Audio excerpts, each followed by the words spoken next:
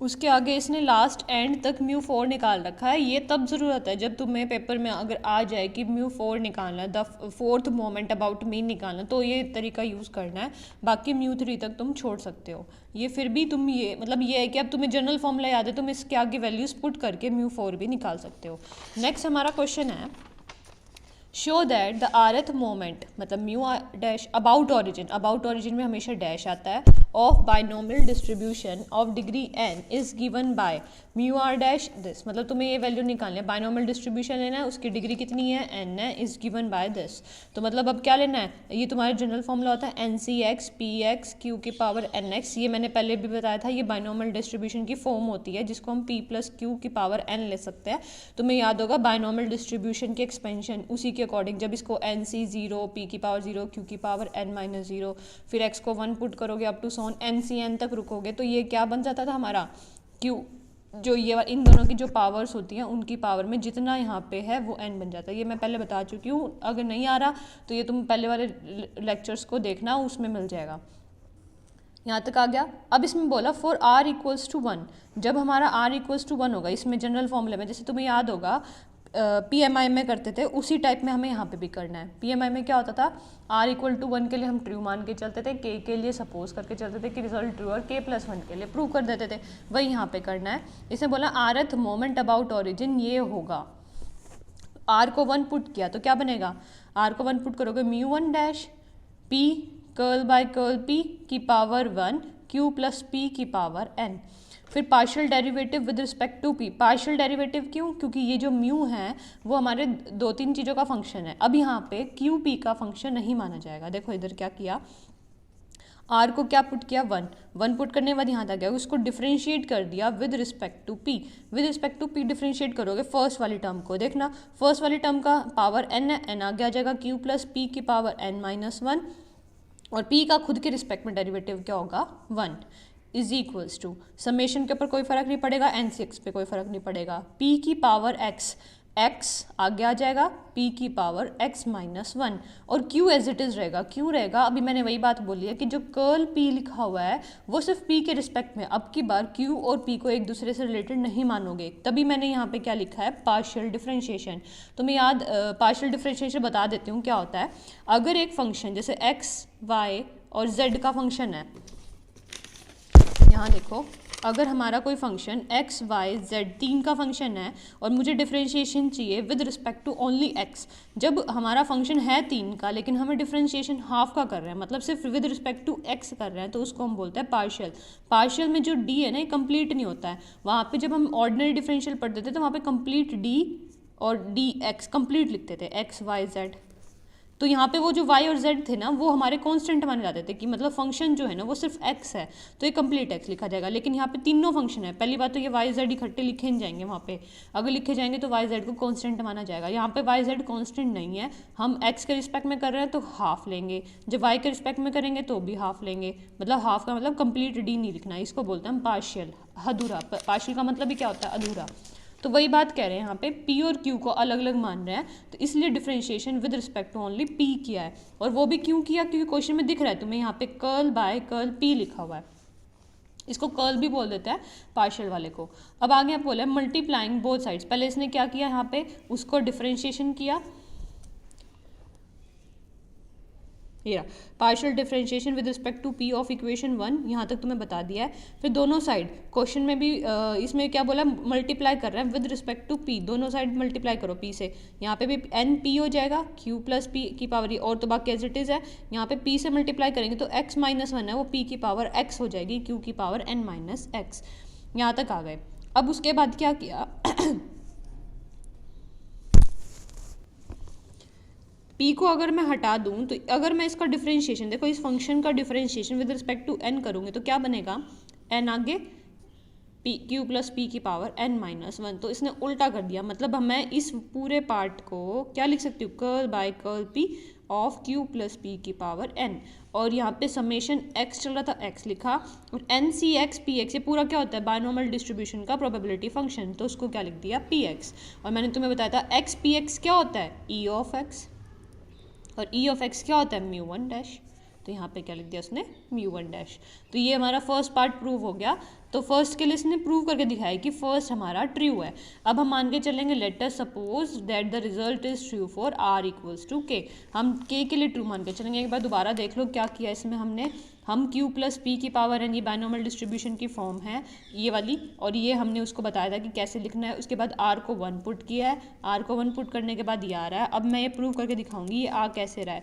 तो क्या किया, फर्स्ट ही स्टेप को उसने पार्शियली डिफरेंशिएट किया with respect to p, n आगे आ जाएगा, पार्शियली डिफरेंशिएशन किया है, एन आगे आ जाएगा p plus Q n minus one. ऐसे इस साइड को करेंगे तो x आगे आ जाएगा, p की पावर x माइनस वन हो जाएगी। फिर दोनों साइड्स को p से मल्टीप्लाई किया है।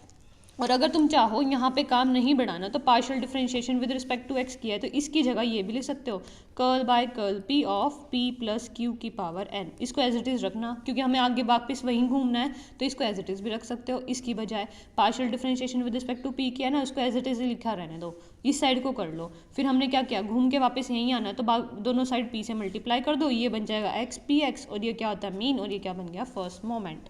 नेक्स्ट अब हमने ट्रू मान के चलते हैं PMI से। 4th चैप्टर था हमारा 11th में, सॉरी 11th में था या 12th में, 11th में था। Let us suppose the result is true for r equals to k। के लिए ट्रू मान के चलना, जो भी क्वेश्चन में गिवन है वहाँ पे r की जगह k मान लो कि हमारा ट्रू है। अब हम किसके लिए प्रूव करेंगे, k प्लस वन के लिए, to show u mu dash k। अब k प्लस वन पुट कर दिया पूरे में, तो अब हम क्या करेंगे, k प्लस वन के लिए प्रूव करके चलेंगे। अब क्या किया, इसी साइड को इसने स्टार्ट किया और ये वाली साइड ले आएंगे हम। देखो अब क्या करा के, अब इसने क्या किया, ऊपर वाले को लेके चले हैं, p d by D P के क्यू प्लस पी की पावर n, वो किसके इक्वल है, म्यू के डैश के, म्यू डैश के। अब उसको म्यू डैश के को हम क्या लिख सकते हैं, समेशन एन सी के क्यू की power n minus X, P की पावर x और x की पावर k।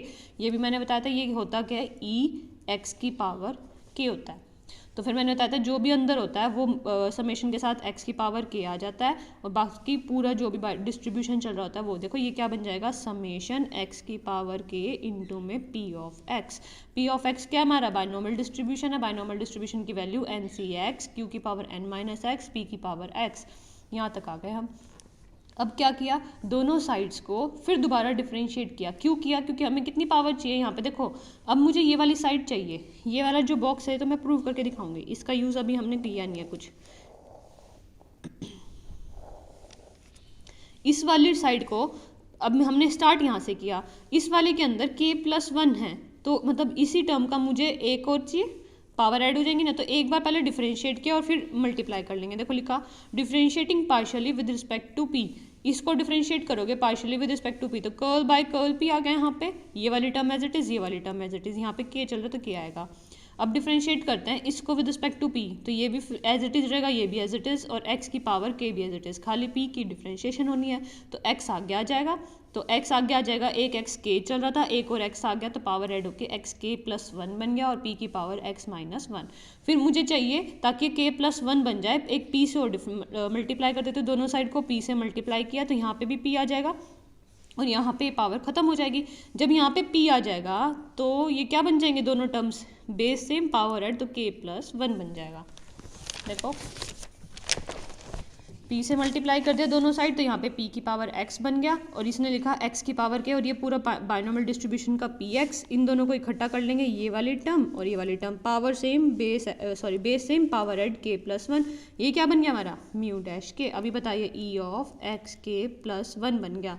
अबाउट किसके है, जीरो, ऑरिजिन के अबाउट है, ये अबाउट ऑरिजिन है, तो ये क्या बन जाएगा mu dash k plus one. तो यही हमें प्रूव करना था, इसको 2-3 बार ट्राई कर लेना, ये आ सकता है एग्जाम में, तो इसमें ये 4 मार्क्स के में सीधा प्रूफ आ सकता है। अब हम नेक्स्ट टॉपिक करेंगे। बीच में जो मैं स्किप कर रही हूँ ये क्वेश्चंस हैं, क्वेश्चंस मैं तुम्हें ऑलरेडी दे चुकी हूँ, कोई क्वेश्चन नहीं होता तो वो बता देना, इसमें लिख भी रखा है कौन सा क्वेश्चन है, 8.4d। अब हम पढ़ते हैं बर्नौली डिस्ट्रीब्यूशन। बर्नौली डिस्ट्रीब्यूशन तुमने 12th में भी पढ़ा होगा। देखो बाइनोमियल और बर्नौली में सिर्फ ज़रा सा डिफरेंस होता है, वहाँ पे n बाइनोमियल में फाइनाइट केसेस होते हैं, n मतलब 10 केसेस भी हो सकता है, 12 केसेस भी हो सकता है, लेकिन बर्नौली में सिर्फ 2 ही केसेस हो सकता है, या तो होगा या नहीं होगा। तो इसमें n की वैल्यू सिर्फ 0 और 1, जैसे इसमें लिखा है ना x की वैल्यू सिर्फ 0 और 1 पॉसिबल है, और जबकि वहाँ पे x कहाँ से कहाँ वेरी करता है, 0 to n वेरी करता है। यहाँ पे जो x है 0 से 1 वेरी करेगा, तो लिख दिया इसने। इसकी पेपर में सिर्फ एक डेफिनेशन आ सकती है, ये बहुत कम यूज़ होता है, बाइनोमियल ही मेन डिस्ट्रीब्यूशन है तुम्हारा। आ सकते, जैसे पेपर में तुमने सिलेबस देखा होगा तो फर्स्ट डिस्ट्रीब्यूशन ही बर्नौली है। A random variable X is said to have Bernoulli distribution with parameter P if its PMF. PMF क्यों बोलते हैं ये बताया था। डिस्क्रीट डिस्ट्रीब्यूशन कौन सा होता है, जब एक्स की वैल्यूज इंटीजर में होती है 0 1 2 3, लेकिन अगर हमारा इंटरवल हो 0 से पूरा 2 तक, तो पूरा इंटरवल हो वो कॉन्टिन्यूस डिस्ट्रीब्यूशन होता है, तो उसका प्रोबेबिलिटी मास फंक्शन की जगह प्रोबेबिलिटी डेंसिटी फंक्शन कहलाता है।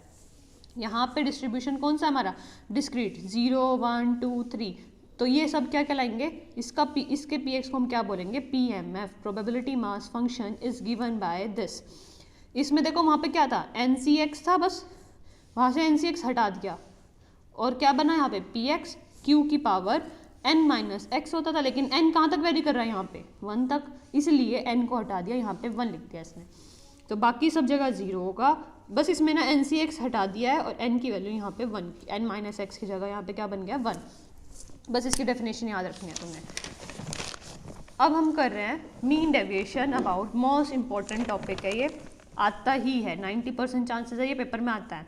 इसने क्या बोला है, mean deviation about mean of the binomial distribution.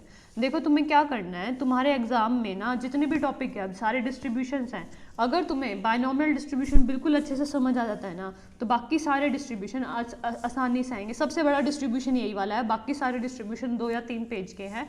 Topic अगर ये तुम्हारे माइंड में सेट हो जाता है, ये बायनॉमियल डिस्ट्रीब्यूशन के सारे टॉपिक अगर माइंड में सेट हो गए, तो इसका मतलब तुम्हारे सारे टॉपिक्स कवर हो जाएंगे आगे के डिस्ट्रीब्यूशन के। इसके बाद एक कॉम्प्लिकेटेड है, एक ही आएगा नॉर्मल डिस्ट्रीब्यूशन, वो यूनिटी अलग है, बाकी सारे आसान है। अगर ये समझ आ जाता है तो अच्छे से आएंगे। जिसको बच्चे पूछते नहीं है, प्रॉब्लम्स पूछो, अब तुम्हारे क्लासेस में तुम्हें बुलाएंगे भी डाउट्स के लिए सिर्फ एक आधे दिन, तो उस दिन तुम अपने डाउट्स लेके आना, ठीक है। ये वाला डिस्ट्रीब्यूशन का मेथड कल करते हैं हम, ये वाला मेथड मीन डेविएशन, बाकी यहाँ तक पढ़ लो भाई।